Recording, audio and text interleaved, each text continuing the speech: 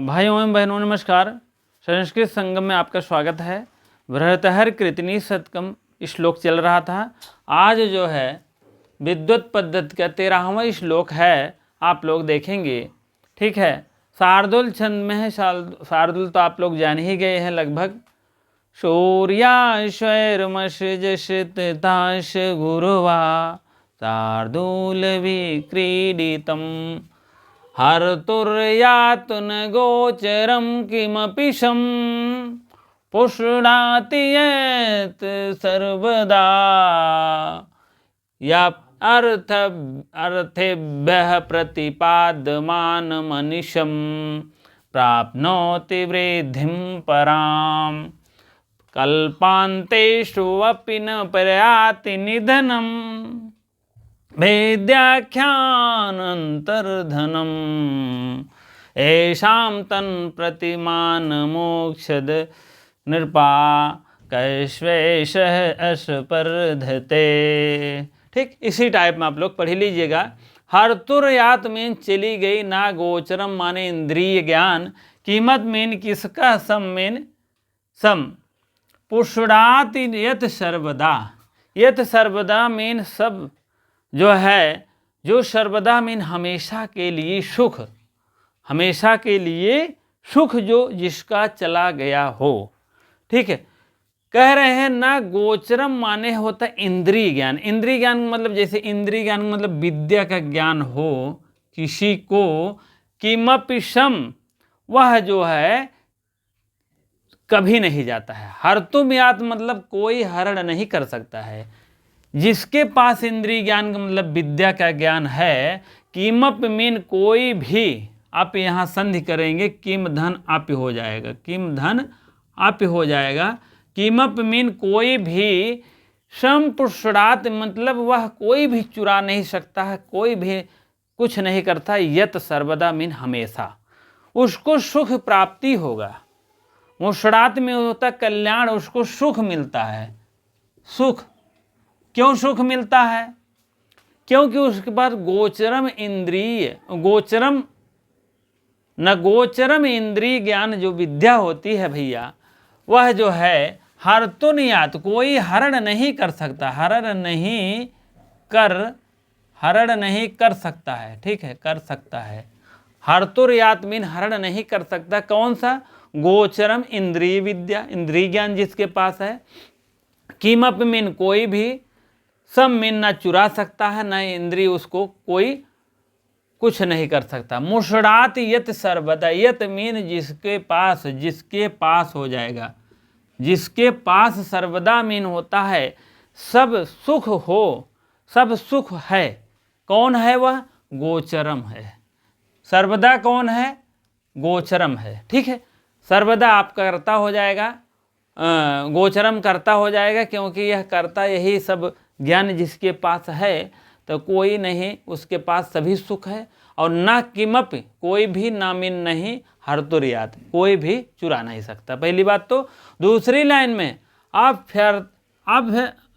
अर्थिभ्य, अर्थिभ्य mean प्राप्त होता है। जो अर्थिभ्य मीन प्राप्त करता है, जैसे विद्यार्थी मान चलिए, यहाँ लिखा है याचकेभ्यः, लेकिन आप विद्यार्थी मान चलिए, विद्यार्थियों को ज्ञान मिलना चाहिए। याचक भी कह सकते हो, याचकों को ज्ञान मिलना चाहिए। प्रतिपाद मानम अनिशम हो जाएगा। अनिशम मीन निरंतर, लगातार। प्रतिपाद्यमान जो ज्ञान मिलता रहता है। प्राप्तनोति, प्राप्तनोति मीन प्राप्त करता हुआ। वृद्धि मीन बढ़ता है। पराम मीन उसका, पराम मीन उसका, उसका यहाँ आपका सर्वनाम है। उसका कौन है? यहाँ गोचरम है। गोचरम कौन है? जिसके पास सर्वदा है, सभी ज्ञान है। ठीक है, अब आप इतना बात समझ गए हो। पराम माने उसके पास, किसके पास? सर्वदा के पास। सर्वदा कौन है? गोचरम है। जिसके पास गोचर है, सभी प्रकार की विद्याओं का ज्ञान है जिसके अंदर, वह जो है पराम, वह जो है यह अर्थिभ्य मीन होता है जिसके याचकों को प्रतिपाद मान मनिशम जो निरंतर वह ज्ञान को बांटता रहता है, वह वृद्धिम होता है। अगर आप भी ज्ञान बांटोगे तो वृद्धिम पराम, उसका ध्यान क्या होगा, उसका का मतलब हो सर्वदा, सर्वदा का मतलब गोचरम। ठीक है, ये है आपका सब करता और करता है, जान लीजिए। इसी नाउन है, कोई प्रोनाउन है, संज्ञा है, कोई सर्वनाम है। ठीक है, पराम में उसका धन, जो अगर गुरु जी अगर बांट रहे हैं ज्ञान, तो उसका ज्ञान क्या होता है, अभ्यर्थियों को दे रहे हैं, अपने अभ्यर्थियां प्राप्त कर रहे हैं। प्रतिपाद्य मान मनुष्यम, प्रेम से, प्रेम पूर्वक अपना ज्ञान निरंतर लगातार बांट रहे हैं और वो प्राप्त नोत हो रहा, प्राप्त हो रहा है, तो उसका ज्ञान क्या होता है, पराम माने उसका ज्ञान वृद्धिम होता है। वृद्धिम माने वृद्धि करता है। कल्पांतेष्वपि, कल्पांत कल्प के अंत में, कल्प माने एक कल्प बीतता है, दूसरा कल्प आता है। कल्पांत उसी को कहते हैं, कल्प के अंत तक भी नष्ट नहीं होता। ना प्रयात निधनम, निधनम माने उसका धन, उसका प्रयात माने नष्ट नहीं होता है, नष्ट नहीं होता है उसका धन। किसका धन, कल्पांतेष्वाप, कल्प के अंत तक, कल्प यहाँ लिख लीजिए, कल्प प्लस अंत, अंत धन, आप ऐसे हलंत करेंगे तो या और ए मिलके ईश्व हो जाएगा, ईश्व धन आप हो जाएगा। ठीक है, कल्पांतेष्वपि हो जाएगा। ना प्रयात, कभी नहीं प्रयात होता है, कभी नहीं नष्ट होता है। ठीक है, प्रयात नहीं होता है, नष्ट नहीं होता है। किसका धन, किसका धन, जिसका आप जो है नष्ट नहीं होता है। निधनम, निधनम, उसका धन कभी नहीं होता है, नाश नहीं होता है। ठीक है, और विद्याख्या, विद्याख्या हो जाएगा, यहाँ पर आप वृद्धि संधि हो जाएगी, विद्या धन आख्या कर दीजिए, आख्याम, अंतम यहाँ प्लस करेंगे तो अंतम आ जाएगा। ठीक है भैया, और अंतर हो जाएगा, अंतः और धनम हो जाएगा। ठीक है, ऐसे तोड़ लेंगे तो अर्थ क्लियर हो जाएगा, धनम हो जाएगा। विद्या आख्यम माने विद्याओं का, आख्या माने ज्ञान जो है, अंत माने अंत तक वह धन नाश नहीं होता है, प्रयात। कल्पांत माने कल्प के अंत तक, कल्पांत मीन होता है प्रलय होने तक भी। देख लीजिए, प्रलय भी जानते रहिए, प्रलय मान लें जब ये पृथ्वी पलटती तो वही प्रलय होता है। एक कल्प जब बीतता है तभी प्रलय होता है। तो प्रलय होने तक भी वह ज्ञान जो है क्या होता है, अंत तक नष्ट नहीं होता, प्रयात, ना प्रयात, ना माने नहीं, जान लीजिए भैया। उसके बाद बाबू, उसके बाद ना माने नहीं, प्रयात माने नष्ट होता है। निधनम, वह धन, नी माने नहीं, नष्ट वाला, नी माने नी उपसर्ग लगा है, नी माने नाश होने के धन, वह धन ऐसा धन होता है कभी नष्ट नहीं होता है। जान लीजिए, विद्याख्याम अंतः, अंत तक वह विद्या जो है, आख्याम माने कही गई है, वह धन अंत तक, वह कल्पांत तक नष्ट नहीं होती है। एषाम तन प्रति मानु मानम उज्झत नृपा कैशेषः अस्पर्धते। एषाम माने जिन महापुरुषों के पास, एषाम विद्या, ये शाम हो जाएगा, जिन महापुरुषों के पास वह विद्या है, तन प्रति, उनके प्रति, उनके प्रति माने उनके प्रस, मानम उज्झत हो जाएगा। मानम आप यहाँ करेंगे, मानम धन उज्झत।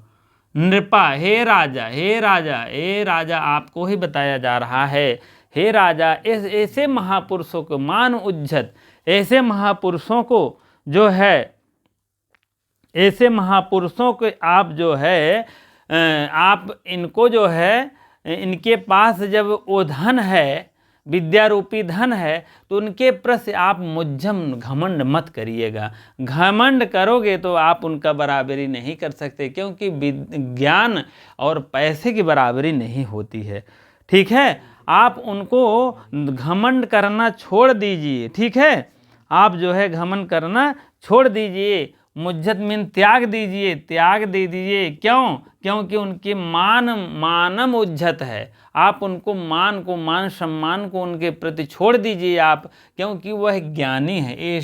ऐसे पुरुषों को आप उनका जो है घमंड करना छोड़ दीजिए, क्योंकि घमंड जो है बराबरी कौन कर सकता। कश्य मीन कौन, सह मीन साथ में, सह साखम सरधम अस्पर्धयते, बराबरी कौन कर सकता है।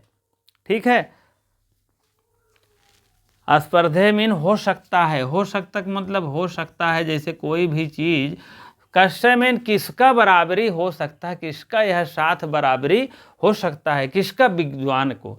विद्वान लोग की बराबरी कौन कर सकता है। हे नृप, हे राजा, विस्मादि चिन्ह है ये। हे राजा तुम सुनो, आप जो है मुज्जत मुज्जत आप त्याग दीजिए, उनका बराबरी करना है आप। येषाम माने उनके पास, तान प्रति जिनके प्रति ज्ञान है, ज्ञान की भंडार है, उनको है आप उन महापुरुषों के प्रति घमंड करना आप छोड़ दीजिए, क्योंकि आप राजा हैं और वो ज्ञानी हैं। ठीक है, आपके पास धन है, उनके पास धन रूपी जो है ज्ञान है। ठीक है, आप उनका बराबरी छोड़ दीजिए, घमंड करना छोड़ दीजिए, और उनकी कश्य सह स्पर्धते, उनकी बराबरी कौन कर सकता है। ठीक है, अब आपको अर्थ समझ में आ गया होगा। इसमें आप व्यतिरेक अलंकार है, इस लाइन पूरे में आ जाएगा। हर तुर्यात न गोचरम कीमत पिसम पुष्पड़ात से सर्वदा, तो आप जान लीजिए कि व्यतिरेक माने उल्टा अलंकार होता है। उल्टा क्या है, उपमान की अपेक्षा उपमेय की अधिक वरीयता देते हैं।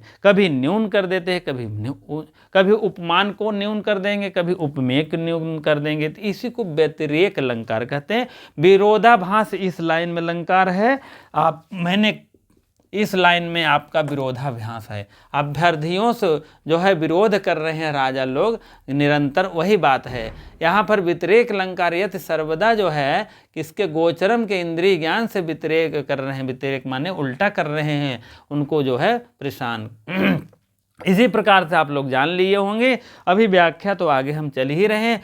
अब इसको अर्थ जो गुप्त धन विद्या धन चोरों को नहीं चुराई सकती है, क्योंकि वो दिखे ही नहीं पड़ती है, वो सर्वदा सुख में वृद्धि करता है, और जो याचकों को देने से सदा बढ़ता है और कल्पांत नष्ट नहीं होता, कल्पांत में नष्ट नहीं होता है। और विद्या यह धन है, विद्या यह ऐसा धन है, विद्या आख्या माने यह ऐसा धन है, और जिसे कि राजाओं, जिन महापुरुषों के पास है, हे राजाओं सुन लो, जिन महापुरुषों के पास, तान ऐसाम जिसके पास यह धन है, ऐसाम माने जिसके पास यह धन है, जिनके पास या जिसके पास धन है, आप उनके प्रति घमंड करना छोड़ दीजिए। मान मुज्जत त्याग दीजिए, मान माने मान सम्मान, घमंड करना आप छोड़ दीजिए, उनके पास घमंड करना छोड़ दीजिए। घमंड ना करो, क्योंकि उसकी बराबरी कौन कर सकता है। किसकी बराबरी, विद्वान की बराबरी कौन कर सकता है भाई। आप तो राजा हो, आज धन है कल नहीं है, लेकिन विद्वान के पास अगर धन है विद्या रूपी, तो जिंदगी कल्पांतेष्वपि, कल्पांत मान कल्प के अंत तक भी, मतलब प्रलय होने तक भी उसके पास ज्ञान रहेगा। हमें आशा है आप लोग समझ में आ गया होगा। वीडियो बड़ी हो जाती है, इसीलिए थोड़ा सोच रहे हैं। अब जो है व्याख्या अब आप लोग देख लीजिए। व्याख्या बहुत जरूरी होता है, आप जान लीजिए कि क्योंकि व्याख्या से ही आप समास संधि कारक उपसर्ग प्रत्यय सब पूछे जाते हैं। आधा तो सब यही साहित्य से व्याकरण उठे रहे हैं। पिछले में आप 2021 में आप देखे होंगे। ठीक है, व्याकरणात्मक टिप्पणी देख लीजिए। हाँ, व्याकरणात्मक टिप्पणी देखेंगे कहाँ कहाँ से क्वेश्चन बनता है। हरतुह, हरतुह मीन हरण करने वाले, हर मीन हरण करना, चोरी करना। ठीक है, यह चोरी करना लिख लीजिएगा। हरि धातु है, ट्रिच प्रत्यय है, कर्तर्य है, हरता बन गया। ठीक है, उसके बाद गोचरम है, गोचरम इंद्रियों की पहुँच के भीतर, मतलब अंदर ज्ञान, इंद्रियों के पहुंच के भीतर का मतलब अंदर ज्ञान, जैसे विद्या रूपी अंदर ज्ञान होता है, वही बात गोचरम है। ठीक है, गावः चरन्ति अस्मिन् इत गोचरो, और गोह इंद्रिय भी, इंद्र देश भी होता है। गावः एक, और गोचरा जैसे गोचर जहाँ वह देश है जहाँ चारागाह है। ठीक है, इससे भी ले लेते हैं। और इसमें देखिए संपुष्णाति, कल्याण को पुष्ट करता है, कल्याण को पुष्ट करता है। पुष धातु है, अक्रियाद में आता है, पुषणात, पुपोष, पुपोष, अपुपोषित, यह रूप चलता है। ठीक है। और उसके बाद अर्भिभ्य, अर्भिभ्य जो है, अर्भिभ्य,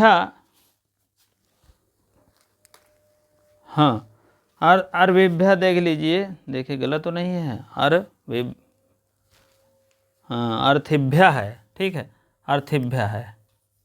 अर्थिभ्य मीन आर्थी, प्रार्थी, आर्थी, जो इसका लाभ लेता है अर्थिभ्य होता है। विद्या का जो लाभ होता है, याचक जिसको कहते हैं, याचक भी कह सकते हो, याचक। लेकिन अर्थिभ्य विद्यार्थियों को ही कहा जाता है। अर्थ भी अर्थ लेते हैं, अर्थ माने धन, याचक भी धन लेता है, वही बात है। अनिशम मीन होता है निरंतर, लगातार। प्रतिपाद्यमानम मीन होता है दिया जाता है, प्राप्त किया जाता है। प्रतिधन पद धातु है, ऋच प्रत्यय सानच है। आन मान शान जुड़ता है, सानच में शान एक कॉन्टिन्यूअस मीन लगातार होता है। लगातार मतलब जब कार्य होता है, देखिए प्रतिपाद्यमानम दिया जाता हुआ, खाता हुआ, पीता हुआ, चलता हुआ, गच्छन मीन चलता हुआ, चलन मीन चलता हुआ, खादन मीन खाता हुआ, पीबन मीन पीता हुआ, ये सब कॉन्टिन्यूअस टेंस है, जान लीजिए। आन मान शान जुड़ता है, सच और सानच दुई प्रत्यय लिख लीजिए, श्रुति और सानच, सानच दो प्रत्यय से हैं, दोनों जो है आपके कॉन्टिन्यूअस हैं, लगातार हैं। लगातार जब कार्य होगा तभी सच का शान जुड़ता है, और सच और सानच, सच मीन होता है शर्त, और सानच का ये जो है सानच का शान जुड़ता है, शान मान आन जुड़ता है, सच मीन सच, सानच, ये दोनों को वही जोड़ता है, सच और सानच। ठीक है। अब इसको देख लीजिएगा, कल्पांतेषु माने ये सप्तमी व्यक्ति एक वचन का रूप है। कल्पांतेषु प्रलय होने पर ये प्लूरल शब्द है, बहुवचनांत है, इसीलिए है बहुवचनांत लिखा गया है। कल्पा नाम अंतः, जो कल्प अंत होता है, षष्ठी तत्पुरुष, आम राम शाम षष्ठी बहुवचन है, जान लीजिए। ठीक है। अब इसी प्रकार से देखिएगा, थोड़ा सा और व्याख्या है, हम देखेंगे। ठीक है, थोड़ा सा व्याख्या और देख लीजिए, उसके बाद तब हम इसको रेज कर दें तब उस। हाँ, अगली व्याख्या आपकी है 8वां है विद्याख्याम। विद्या नामक विद धातु है, विद, विद्या कैसे बना है, विद धातु है क्यप प्रत्यय, क्यप के और धन टाप, टाप का आ बचता है, जान ही ले रहे हैं। क्यप के या बचता है, तो या इसमें इस दा में या जुड़ेगा तो हो जाएगा, आ मिल जाएगा तो हो जाएगा विद्या। ठीक है, विद्या में या जुड़ गया है, आ गया है तो हो गया विद्या। ठीक है। कि अब के या जुड़ता है चोटू से उपध्मान ऐसे कट जाएगा, दोनों कट जाएगा, कहने का मतलब इधर आ बचेगा टाप में, हो जाएगा विद्या। ठीक है। विद्या इति आख्या, आख्या नाम यश, तत्, यश माने जिसका, तत् मीन वह विद्या जो है, इत माने ऐसी जिसके पास आख्या है वही, उसी को विद्या कहते हैं, जो है वही है। विद्या इति आख्या, जिसके पास आख्या है, इसी प्रकार से जो इसके पास आख्या है उसी का नाम क्या है, विद्या है। ठीक है। यह बहुव्रीहि समास है। अंतर्धनम माने भीतरी ज्ञान, गुप्त धन। गुप्त धन क्या है, जो पढ़ने पढ़ाने की आपका ज्ञान है, वैभवशाली है, वही ज्ञान है, अंतर्धनम है। अंतरम, अंतर्गतम माने अंतर्गतम, धनम माने धन, जो जिसके पास है, मध्यम पदलोपी समास है। चलिए आगे देखते हैं। उज्झतः, त्याग दो, क्या त्याग दो, स्पर्धते, स्पर्धा या होड़, लगन, मेहनत, स्पर्धा कहते हैं। जैसे कोई खेल में फर्स्ट आ गया है तो उसकी एक स्पर्धा है, क्लास में पूरे यूपी टॉप कर दिए, हाई स्कूल या इंटर, तो क्या हो, स्पर्धा इतनी तेज है। स्पर्धा मतलब विद्या से संबंधित है वो भी। अब इसमें भैया शार्दुल छंद है, व्यतिरेक अलंकार है, विरोधाभिभास है। मैंने बताया था लाइनों को ध्यान देना, वह पूछ लिया जाएगा उस लाइन में कौन सा अलंकार है तो आपको बताना पड़े। व्यतिरेक मीन होता है उल्टा, और उल्टा क्या होता है, उल्टा क्या होता है, थोड़ा सा उल्टा देख लीजिए इसमें। उपमेय, उपमेय का उपमान पर क्या होता है, उल्टा दिखाई देता है? नहीं, उपमेय की अपेक्षा उपमान की अधिकता, उपमेय की यहाँ अधिकता हो जाएगी और अधिकता हो जाएगी और यहाँ न्यूनता हो जाएगी, न्यूनता। ठीक है, उपमेय की अपेक्षा उपमान में न्यूनता हो जाएगी। उपमेय माने उसका मुख और चंद्रमा के समान सुंदर है, उपमान हो जाएगा। यहाँ अधिकता हो रही उपमेय की और ये चंद्रमा न्यून हो जाएंगे। चंद्रमा से सुंदर है मान लीजिए, उल्टा हो जाएगा। व्यतिरेक माने उल्टा है, उसका मुख चंद्रमा के समान सुंदर है, चंद्रमा से सुंदर है तो क्या हो गया, वो उल्टा हो गया ना। तो उसका मुख जो है चंद्रमा से सुंदर है, कहने का मतलब चंद्रमा न्यून हो गया और आपका ये उपमेय उसका मुख जो है अधिकता हो गई उपमेय, इसीलिए इसी को उल्टा का कहते हैं, व्यतिरेक अलंकार कहते हैं। ध्यान दीजिएगा, अभी हम काव्य प्रकाश में अगला पढ़ाएंगे व्यतिरेक अलंकार के एक एक अलंकारों के विषय में, लेकिन जानते रहिएगा। विरोधाभास के 10 भेद हैं। आपके कितने विरोधी हैं? 10। और विरोध का आभास भी नहीं होता उसमें, विरोध तो होता है लेकिन विरोध का कोई आभास नहीं होता है, उसी को कहते हैं 10 भेद है। 10 भेद मैंने बताया था, अगर कहिए तो आज भी बता देते हैं, कोई दिक्कत नहीं है। थोड़ा सा ध्यान देना होगा, जाति गुण और जाति गुण क्रिया द्रव्य। ठीक है, अब इसी में आपके 10 भेद हो गया, जान लीजिए। अब जात क्या, जात से कर दीजिए, जात से गुण से कर दीजिए, जात से गुण से हो गया, जात से क्रिया, जात से द्रव्य से। मैंने कल बनाया था जाति का जात से पहला भेद हो गया। जाति का गुण से दूसरा भेद हो गया। तीसरा आपका जाति से, यही जाति से, जाति का क्रिया से। चौथा भेद है आपका जाति का द्रव्य से। ठीक है, पांचवा भेद फिर आपका हो गया गुण का गुण से,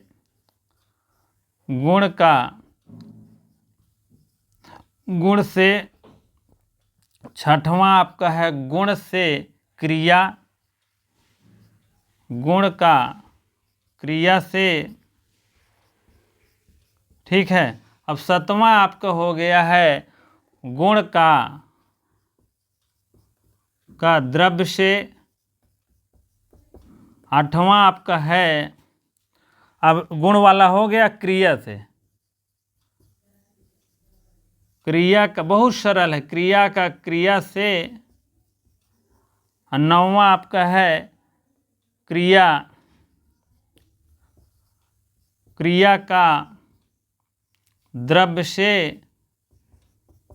और 10वां आपका है द्रव्य से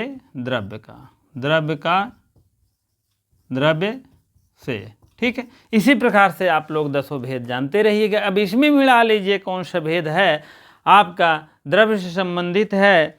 आपको क्या नाम कहे, दूसरी लाइन में कह रहे हैं प्रत्यभ्या अर्थभ्या प्राप्त करते हैं, प्राप्तनोद वृद्धिम पराम, वृद्धि होती है। अब इसमें जात के गुण से आप लोग पहला मान चलिएगा, जात क्रिया से नहीं हो रही, जात के गुण से ही हो रहा है। ठीक है, इसी प्रकार से विरोधाभास के 10 हैं। आपके विरोधी कितने हैं? 10 हैं, विरोध 10 हैं। ठीक है, इसी प्रकार से वीडियो अच्छी लगती हो तो लाइक शेयर कमेंट अवश्य करिए, नए हो तो अवश्य भैया सब्सक्राइब अवश्य करिए। धन्यवाद।